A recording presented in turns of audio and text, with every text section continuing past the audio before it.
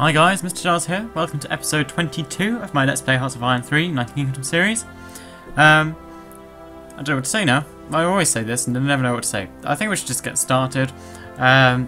We've surrounded what is essentially the Imperial Japanese army in Banzai, and also a battleship as well.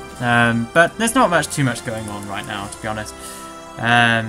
Nothing too serious. We're just sort of going to mop up this remainder of the force, and once we've done that, then I believe we should be in a good position to engage the Japanese on their mainland, which of course certainly is the ultimate objective of this AAR, well, this point in the AAR anyway.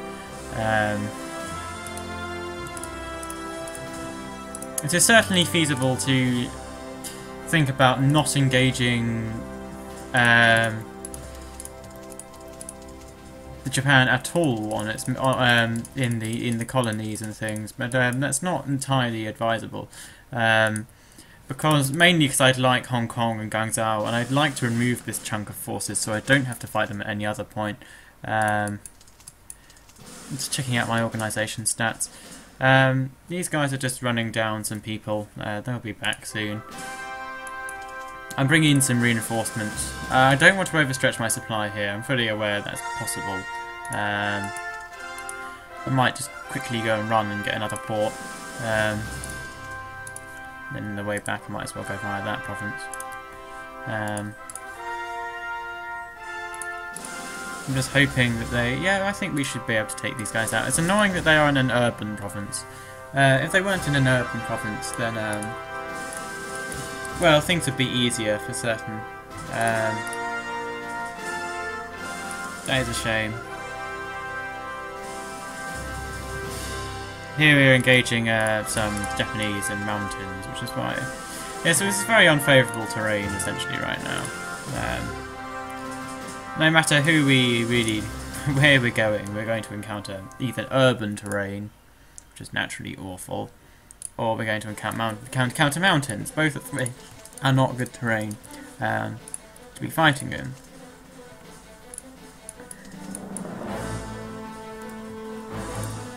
Anyway, in other news, I'm launching a big recruitment drive for our multiplayer group at the moment. Definitely feel as if there's a lot more potential. This will be fun. One battle. Oh, he's actually... Nelson has been hit. I definitely feel like, although the group has been successful, we have over 100 members now. I do kind of feel as if there's a lot more potential for the group.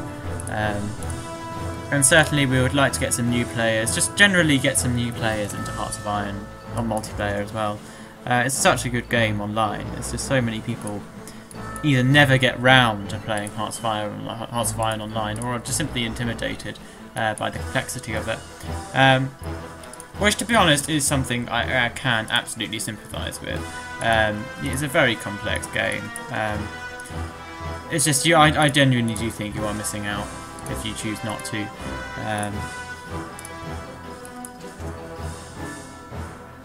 Where are the Royal Marine Corps? Oh, they're here. Well, we move that up as well.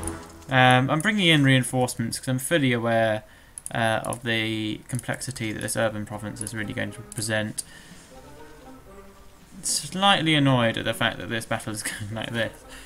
You think since we outnumber them, we should really be winning this with ease, but unfortunately it's not the case.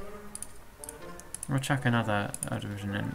You can see we are getting bombed. Currently I only have air superiority set over Guangzhou itself. I'll extend that net to include all the provinces bordering it.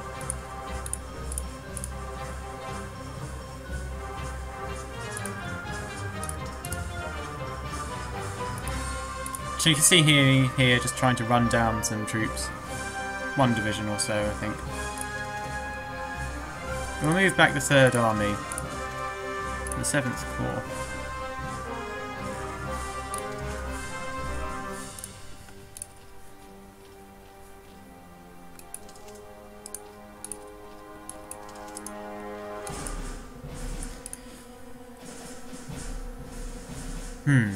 I'm wondering exactly how I'm going to win the Battle of Gangzhou.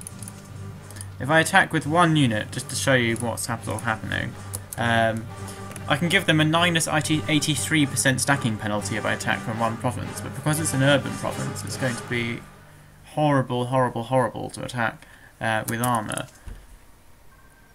And so obviously this is not going to go particularly in my favour. And their air force, of course, pops up. Proves difficult.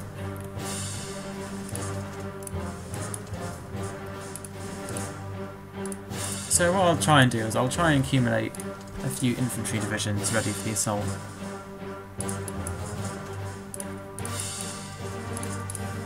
So Hearts of Iron 3 Casual Gamers is going on a recruitment drive. I'm just looking for to get new players into multiplayer. I'm looking to get players that don't really look at multiplayer very much, or experienced players even, you know, anyone. Just really, we don't like you missing out on the multiplayer experience. You know, it's such a good game online, and we have had such good games in the past. It's just a shame to think that some people don't ever get that feeling.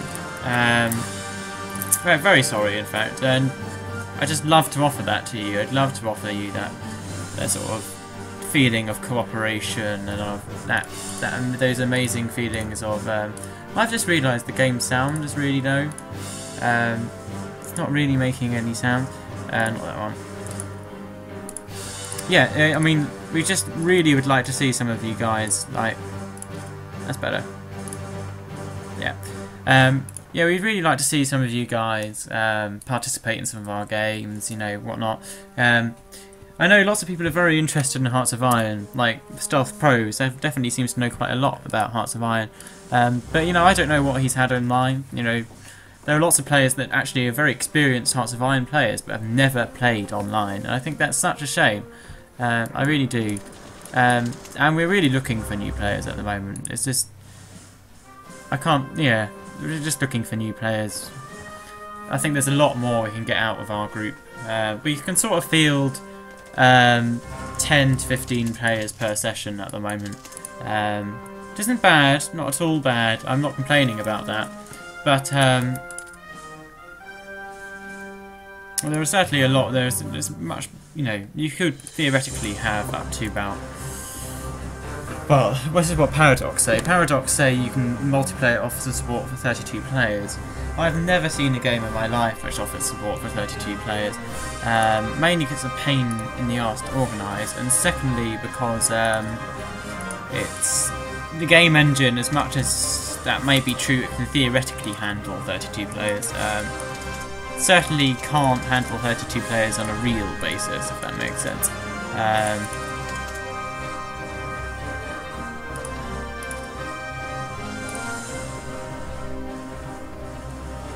This is going to be such a battle of attrition. Do you know what? I'm not even sure it's worth it. I'm not even sure it's worth trying to engage that. I have what I need. Total naval supremacy.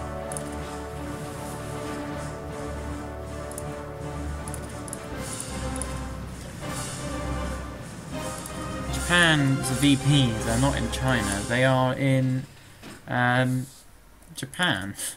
If they don't have any forces in Japan, then, you know, how on earth are they going to fight me?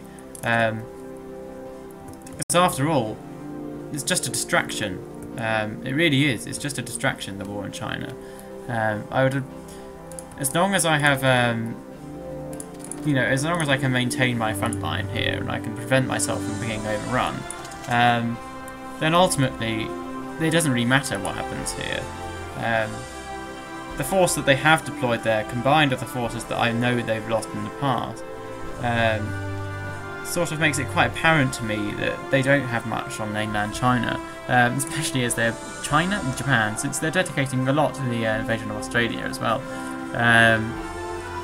Therefore, I'm just going to go for it. I'm just going to invade Taiwan. I'm going to invade.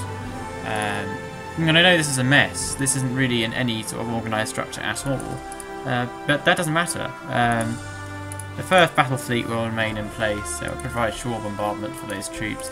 But But also, because I'm going to puppet Japan, although in a multiplayer game I'd really focus on wiping this out, I really wouldn't let this get away, because that would be such a massive blow. This isn't a multiplayer game. I know Japan has very little left, so therefore I'm going to defeat them. I'm going to beat them as quickly as possible, and then they can have those forces to redeploy. Oh, I just remembered what my carriers are, and then I can. Yeah, it's not working really. I'll just send them back to Singapore. Or Batavia. My supply situation's improving slightly.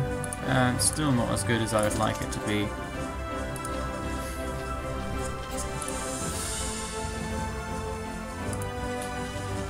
Yeah, in a multiplayer game I'd really want to kill this, because I know that killing this would be a blow that would put Japan out of the game forever.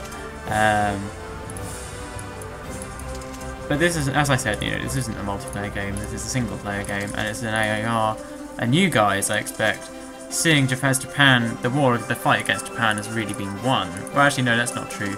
You guys probably want to see a massive battle, if we're honest. You want to see death and destruction, because you're all such nice people. But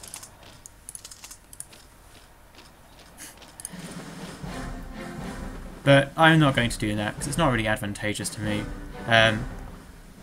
If I can take Taiwan, I can take Okinawa, then I have a good base for the invasion of Japan, where I expect Japan has very little anyway. And of course, if you look at the distribution of the Japanese VPs, they're extremely vulnerable from the coast. If I land in Kyushu, that's another good base for invasion. But I'd like to take Taiwan anyway, just to give myself the opportunity to rebase. But what's going to be quite fun is seeing Japan chuck away forces here. And I can research heavy tanks, which I'm going to do. Perhaps. Probably not, actually. No, I won't research heavy tanks. I won't research heavy tanks because, although as formidable as they are, they take such a long time to build and such a long time to research. It'll probably be more economical right now when I need armoured forces against the Soviet Union essentially tomorrow. It'll probably be just as more economical to focus on my light armour and medium armour for war, which have been my focus has been in the past. A little bit scared by the fact that this counterattack is having some success. Yeah,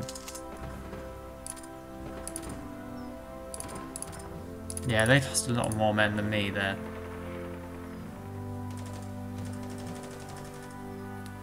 A stacking penalty. You always want to attack, when you have a force like this, you always want to attack on one front, because that gives a front width of 10, and all these units have a width of something like 3. With 20 in reserve, that's going to give them a tiny stacking limit, which means they should get a huge stacking penalty. Oh no, yeah, any one front battle has a low stacking limit, so naturally anything with that number of troops on one front is always going to have a huge stacking penalty. But naturally it's going to be, I'll call this attack off in a while, because once I've inflicted some casualties, yeah, I mean, like, I'm going to need to call it off, because they'll have so much more strength than me in the long term, and organisation than me. They won't be really that economical to keep pumping things in. Almost taking Taipei. What I find quite interesting is, in Hearts of Iron, Taipei is modelled as a less important province than this Gangzhou, and I've never heard of Gangzhou in real life, but of course everyone's heard of Taipei. So that's interesting. I destroyed the division up here. Yeah, I can do that.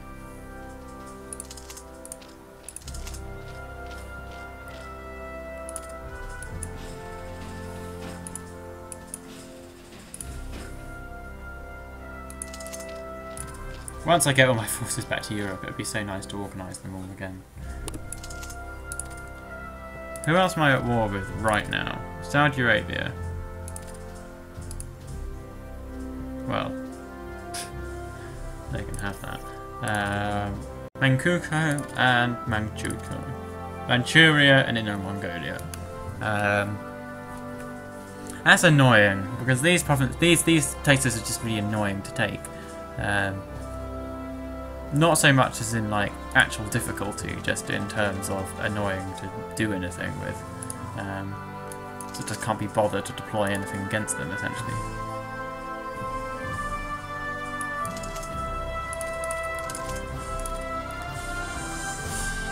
We'll move on to Okinawa. Depending on whether it has a garrison or not, I can see in a minute.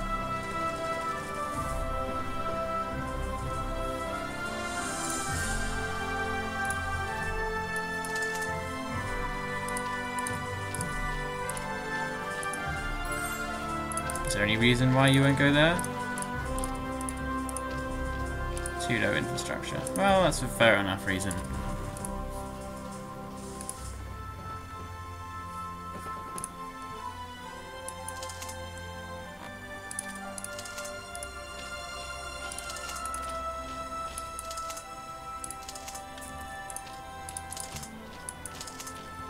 No! Oh, good. I almost gave them this attack penalty. I didn't want to do that. So the defending Taiwan, their division in Taiwan surrendered.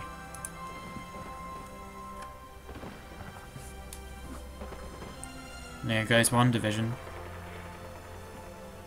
This is the quite ironic thing about when you're fighting a battle like this. Is as you destroy divisions, it actually sometimes can become more economical. The battle will become harder because they get a smaller stacking penalty, and stuff like that.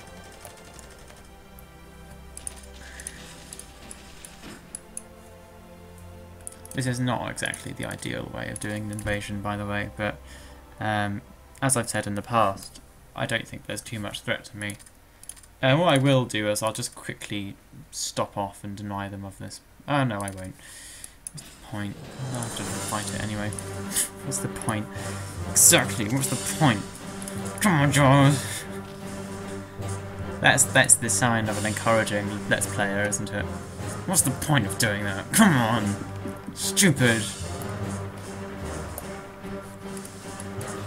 So they do have a garrison in Okinawa. I'm pretty sure that 3 divisions landing in Nago should be able to overcome that. 1 brigade of garrisons. Come on.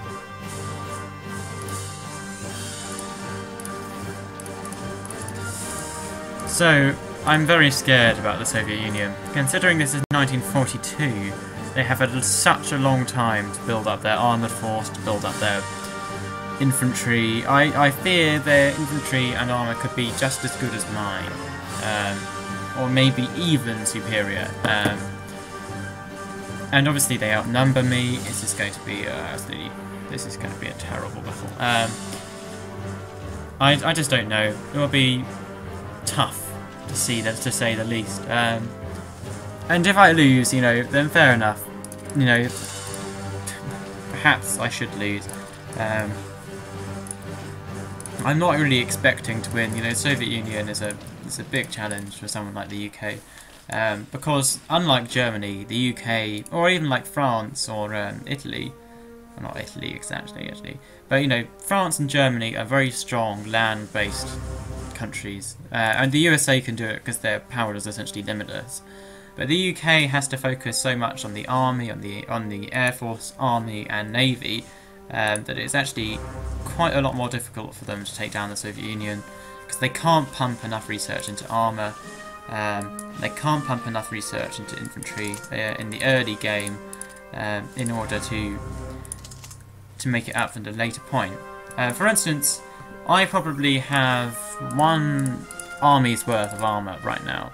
As Germany, I can do that by 1939. That really shows you the difference between the UK and Germany. And the other statistic, of course, that we need to think about is how strong my navy is. 9 CVs is pretty insurmountable, really. And so many CLs as well. And I've built so much more on my navy, and in terms of research, of course. That's something that Germany would never do. So if we look at my infantry, 240 brigades, 14 armoured brigades, 39 artillery brigades and 36 light armoured brigades, 444 45 brigades. Not tiny, not exactly crusher, not exactly to kill a lot, that army.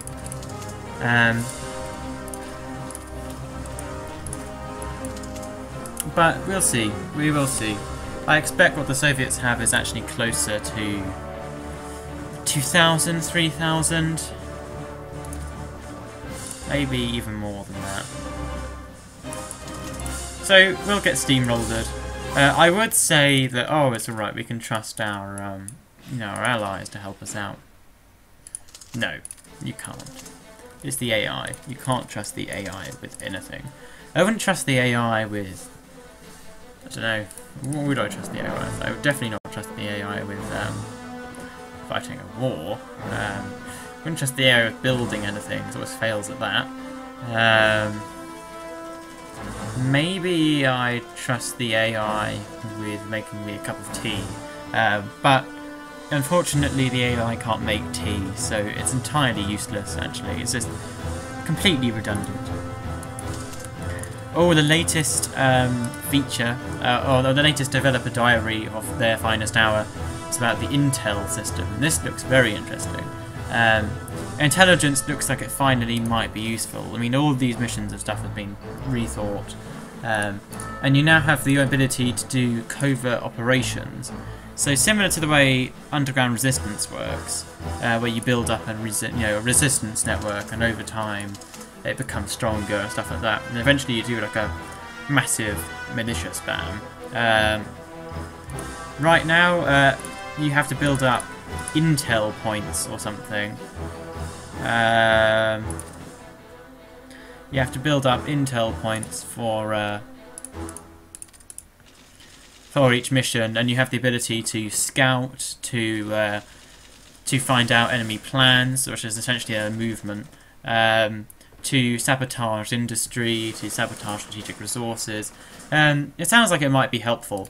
And right now, I really can't think of much of a use for intelligence in Hearts of Iron. I mean, like, raising threatened things is sort of its greatest use, but even that is not too helpful.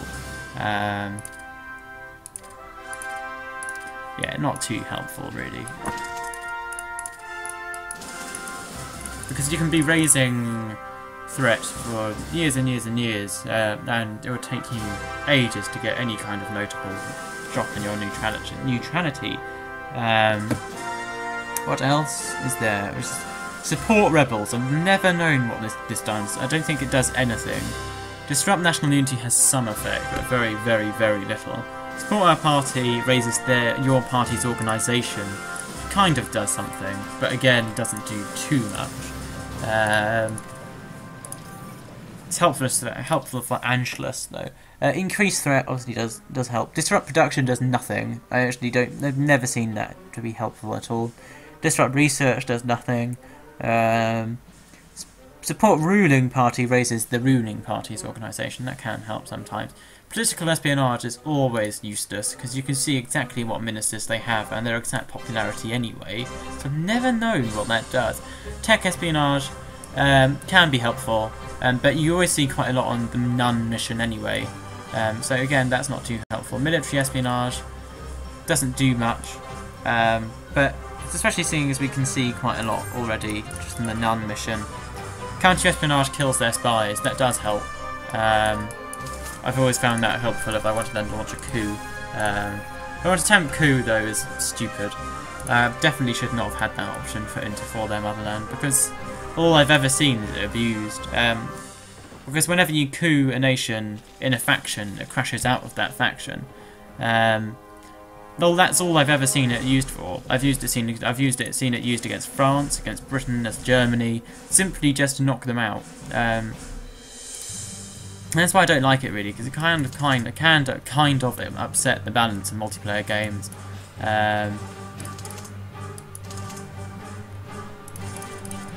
Which isn't really not something you really want to do. I'm going to put some infantry divisions over there. just to save that place from imminent destruction.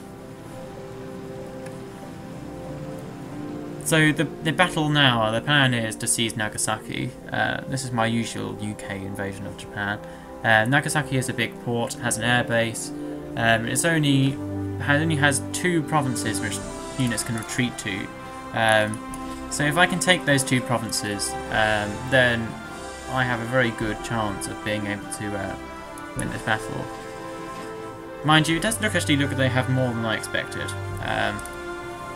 And so we're going to redirect over to Fukuda and bring over some battleships for land-based support, for naval-based support even, and equally maybe even bring some reinforcements down from Indochina. I just wish my supplies would go up a bit more before I take them off. See, this is annoying. Stupid HQs.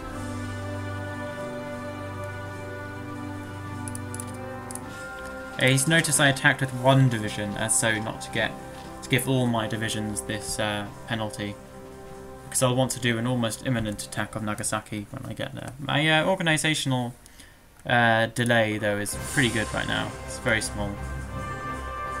Right, for now I'll just leave that, cancel that battle. They've lost a lot.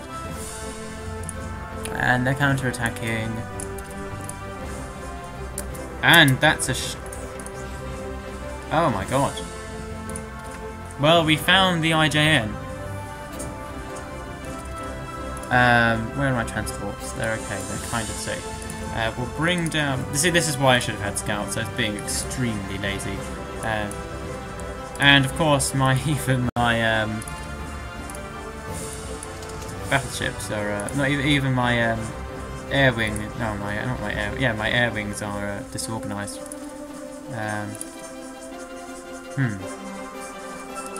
So Saigon probably has supply stuff. Come on, let's move it. This battle may end up badly. I expect we'll sink some of their heavy cruiser screens. That I'm slightly concerned that their carrier will sink a battleship. Slightly concerned, and not really concerned at all, because even if they do, at this point in the game, there's nothing they can do anyway. And that's it. This is the rest of their carrier force now. Luckily, see, look, we lost a... By the way, I'd just like to point out, this is the first ship we have lost in actual naval combat. And that's naval combat I regard as between fleets as opposed to between scouts and subs. In the whole game. So we've lost 1 ship in the whole game. That's how the way I like to look at it. Which I know isn't technically true. It's not true at all. We've lost a number of scouts. We've lost some subs. I'm getting a stacking penalty. Oh, crap. We'll retreat you. No, we can't. Oh well, they'll just have to win.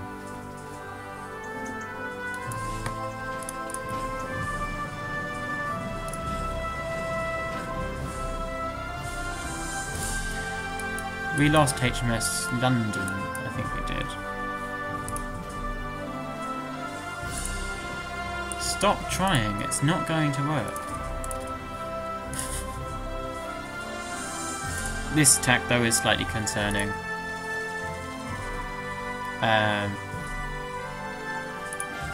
Where is everything? Oh well.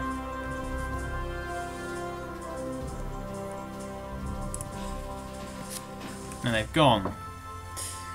We thought they would have gone by now anyway, but I expect they've gone here.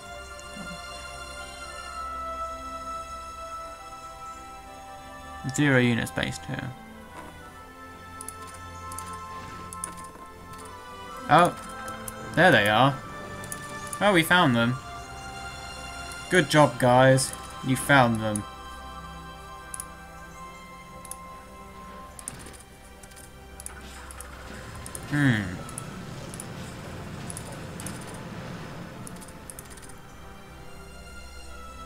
Oh, that's very tempting. won't do that yet. Come on, Nelson. Stay afloat. And they're fleeing back to Banzai. Oh, that's ironic, isn't it?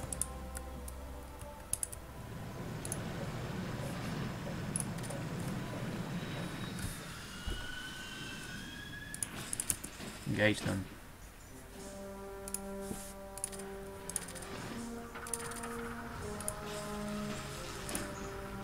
Well, there was the IJN. We found it, as I said.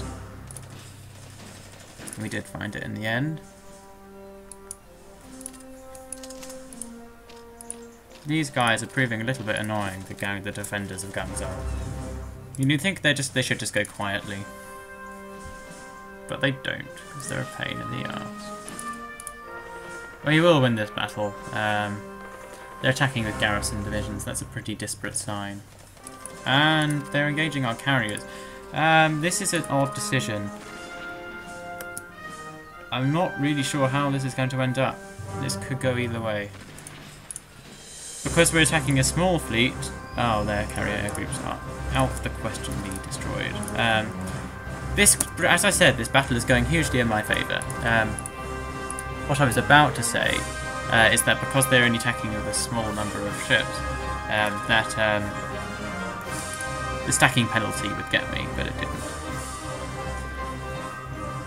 They should have attacked me here on one front, or one axis of attack, as I should say, but decided not to, giving me a 15 width front instead of a 10 width front.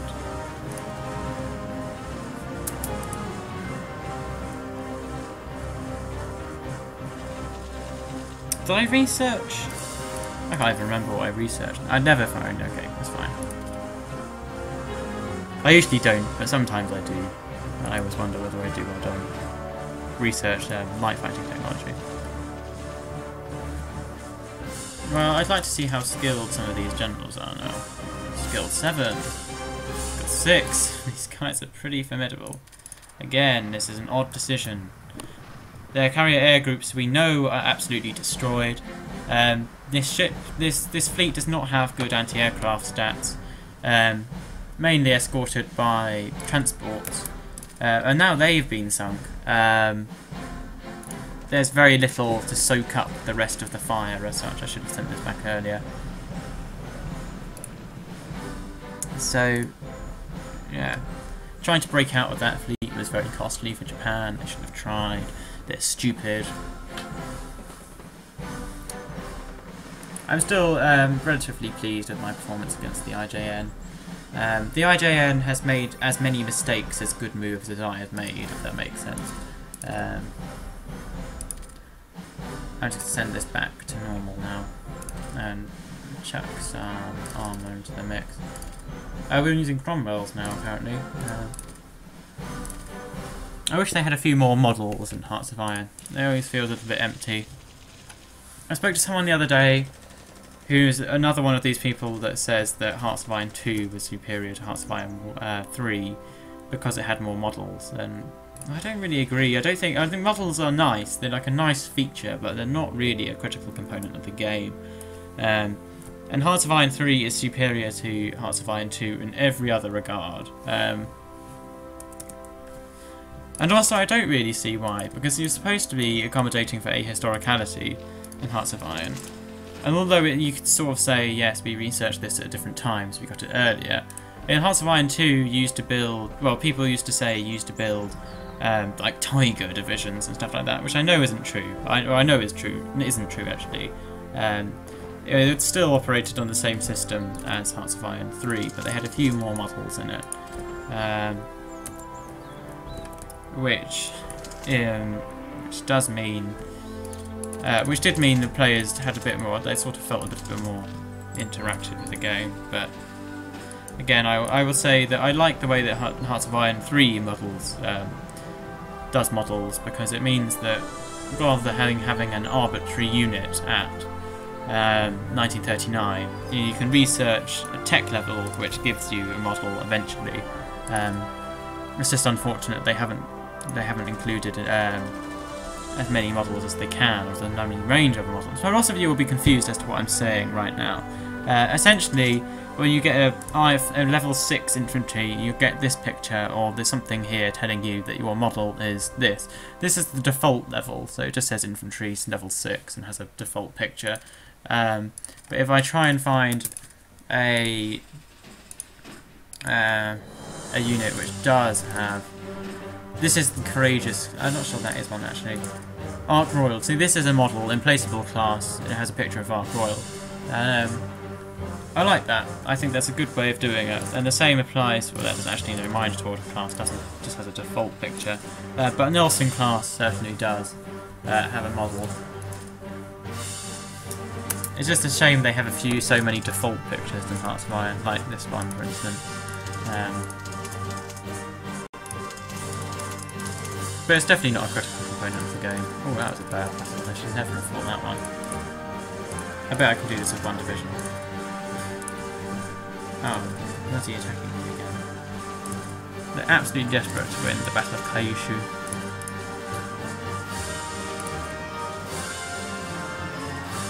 I said I could do that with one division. Not true. I have to do it with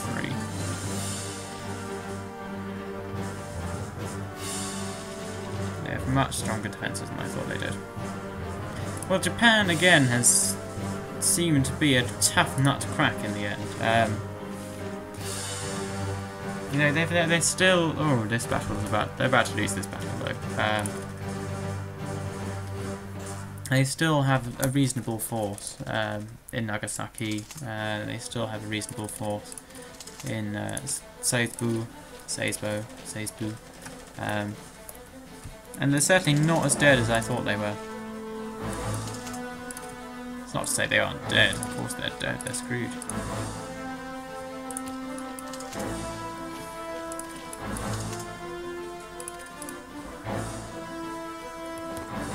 Without the IJM, they are dead because they won't win against me on land. Especially if I actually ever bring my armour into play, they don't have a choice. They've lost so much already anyway.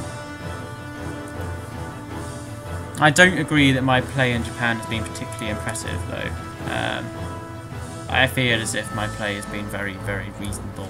And certainly I've become much, much more sloppy with it. The number of amphibious landings I've been making and things. My order of battle has gone to shit and stuff like that. Those transports didn't manage to make it out.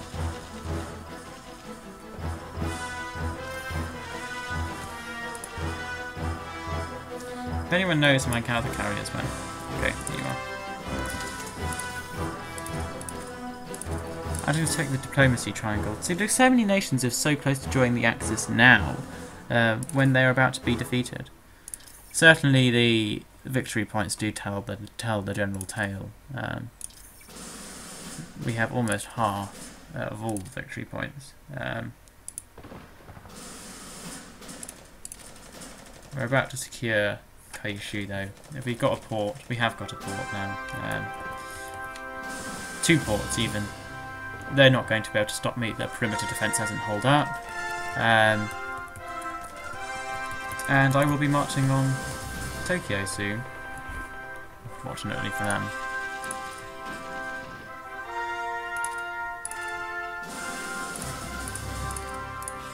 They have no anti-aircraft defences.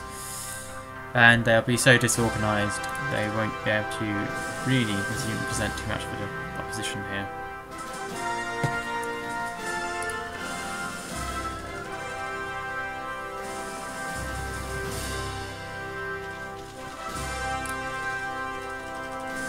One of the reasons I'm attacking now is I have actually realised that I can at least give my commanders some experience out of these battles.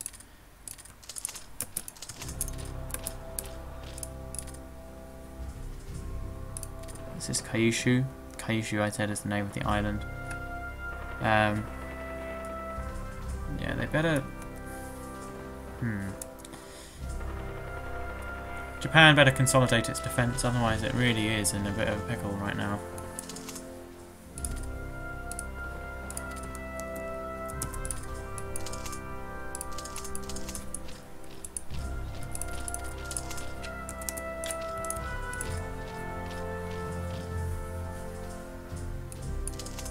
If they're retreating with just... I think they are retreating with just garrisons.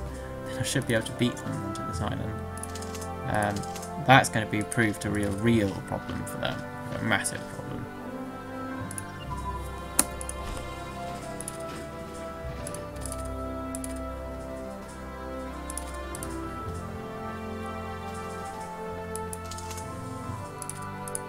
They did their part. They're about to lose. They have no more combat units in reserve. Only 2 garrisons to hold up now.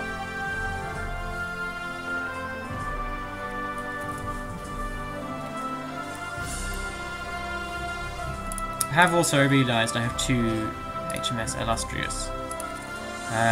Just not really sure, so I'm going to rename one HMS. Is it like that? Or is it like this? Ah. That is a good question. So many potential spellings. That looks wrong.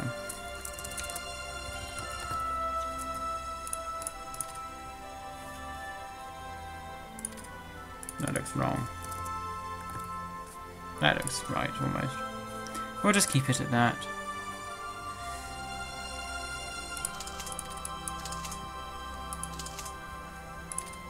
Well, Nagasaki has fallen.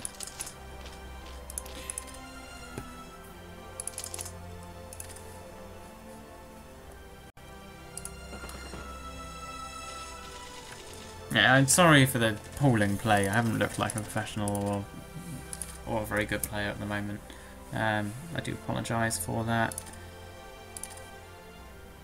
Oh god, great light aircraft practical. Yeah, as I said, I'm very sorry for that. I hope to rectify that for Barbarossa. Certainly try my hardest. Apparently Coombe starts as a level 4 general even with crap. Oh well, we'll just keep appointing people for now.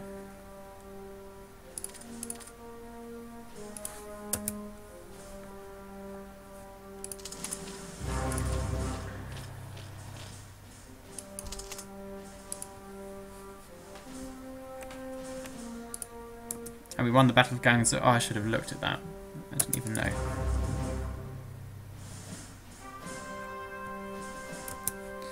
It doesn't say.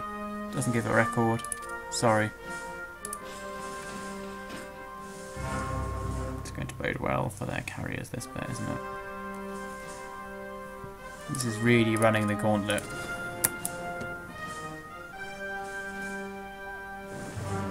We'll see how long they can stand up. Oh, they got away. Oh, fucking Portuguese. Oh, this is an old situation. I can offer them an alliance and declare war on them at the same time. They're offering solstice to the Japanese. Not fair at all.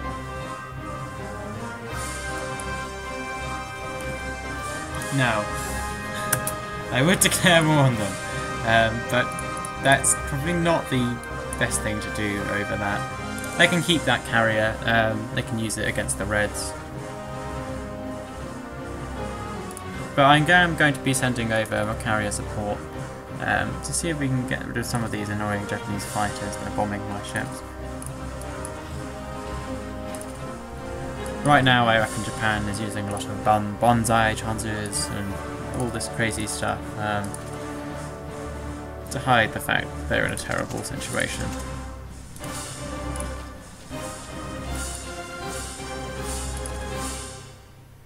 You can see here I'm running for that VP in the south.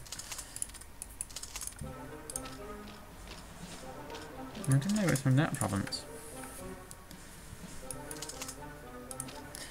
So we overrun some divisions there, with infantry, rather ironically.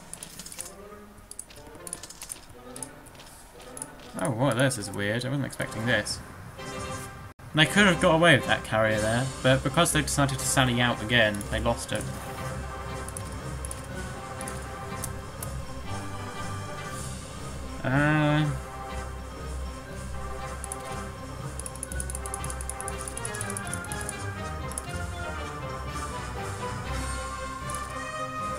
tactical bombers.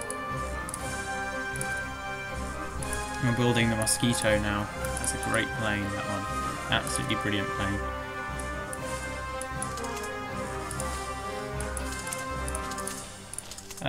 For convenience sake. Really?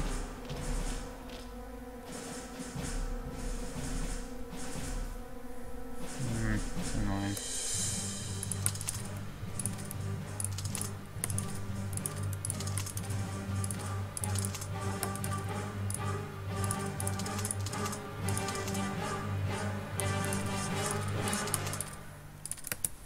Only one Marine division is not where it's supposed to be. I'm building up my air force because I need some manpower for Barbarossa. Not Barbarossa, you know. Operation Unthinkable is probably a more realistic name for it right now. Look at these Germans. And if I'm going to need to do something against those stacks, I'm going to need a strong air force.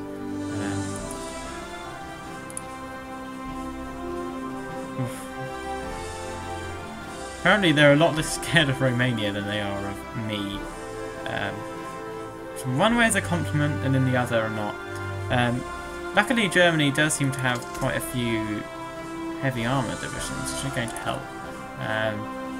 But again, all these pointless garrisons, what the hell is France doing? What the hell is France doing? They just seem to be building anti-air. In fact, that's a very good question. France, what the hell are you doing? Oh, sort of researching techs I approve of. It's not actually building anything. Italy could deploy something. France actually has nothing. Actually, like, seriously has nothing at all. They have some free French units that are the default ones down in France. In France, French units in France, how stupid do I sound? They have the default one near, what is it? Near in French West Africa, that's it. Well, I'm sorry to end this episode right here, but I actually got to go. And I suppose the next episode we'll see the fall of Japan, the fall of Manchuria, the fall of Manchukuo, the mopping up at the Axis. Before we might turn our gaze west again, and I expect that, you know, we could end up here, possibly. Anyway. Thanks for watching, guys. Keep supporting. Join Hearts of Iron Casual Gamers. Check our games out. We'd really like to see you there. Thanks a lot. I'll see you soon. Bye.